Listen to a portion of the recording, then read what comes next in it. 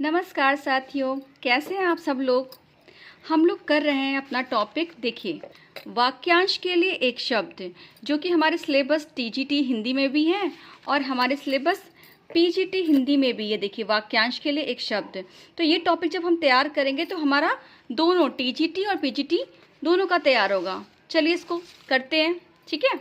देखिए, वाक्यांश के लिए शब्द क्या है। जैसे हमको किसी से कोई पहेली पूछते हैं ना, कुछ पूछते हैं, जैसे कि वो कौन सी पहेली होती है, हरा भरा खेत में खड़ा भुट्टे के बारे में पूछते हैं ना, वैसे इंटरेस्टिंग वे में अगर आप इसको पढ़ेंगे तो ये आपको और भी अच्छा लगेगा।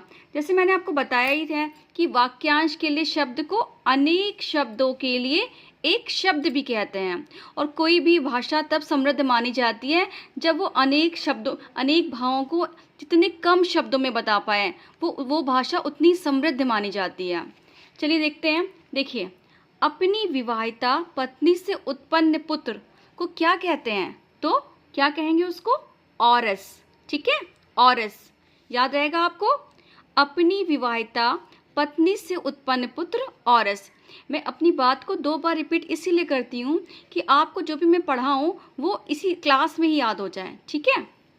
फिर देखिए, पर्वत के पास की भूमि क्या कहलाती है। लग रहा है ना तो कोई पहेली पूछ रहा हो कि बताइए पर्वत के पास की भूमि क्या कहलाती है, तो आप क्या बताएंगे, उपत्यका। ठीक। फिर देखिए, ऊपर की ओर उछाला या फेंका हुआ क्या कहलाता है, उत्क्षिप्त।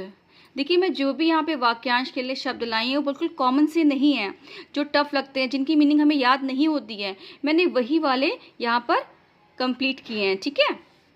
फिर देखिए, वह कवि जो तत्काल कविता कर डालता हो उसे क्या कहेंगे। उस कवि को हम क्या कहेंगे जो तत्काल तुरंत कविता कर डालता हो, उसे बोलेंगे हम आशु कवि। ठीक है, आशु कवि।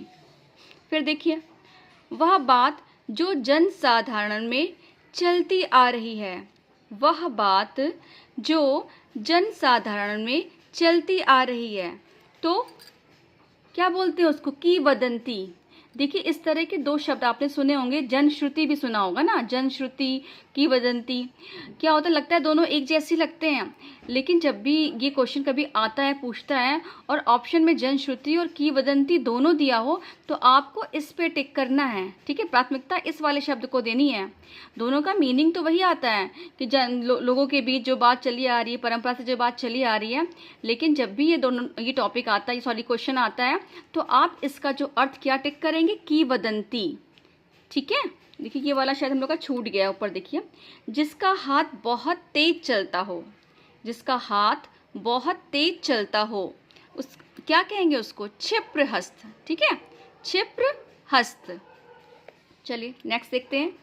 किसी काम या व्यक्ति में छिद्रों, त्रुटियों, दोषों को ढूंढने का काम। किसी काम या व्यक्ति में त्रुटियों, छिद्रों और दोषों को ढूंढने का काम क्या कहलाता है, तो क्या कहलाएगा वो, छिद्रान्वेषण। ठीक है, क्या कहलाएगा, छिद्रान्वेषण।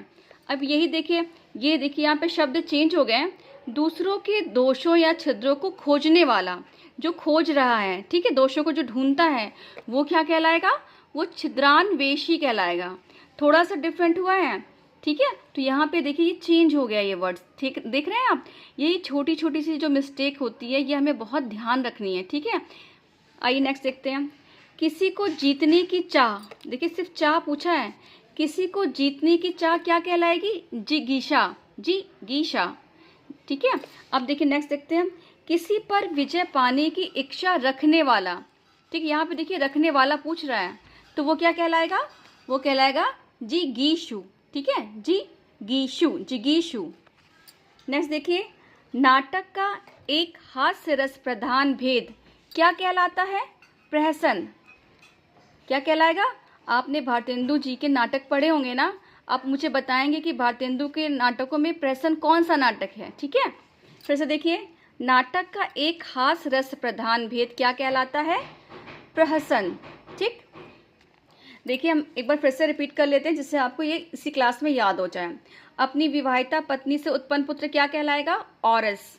पर्वत के पास की भूमि क्या कहलाएगी, उपत्यका। ऊपर की ओर उछाला या फेंका हुआ, उत्क्षिप्त। वह कवि जो तत्काल कविता कर डालता हो उसे क्या कहेंगे? आशु कवि। जिसका हाथ बहुत तेज चलता हो, क्षिप्र हस्त।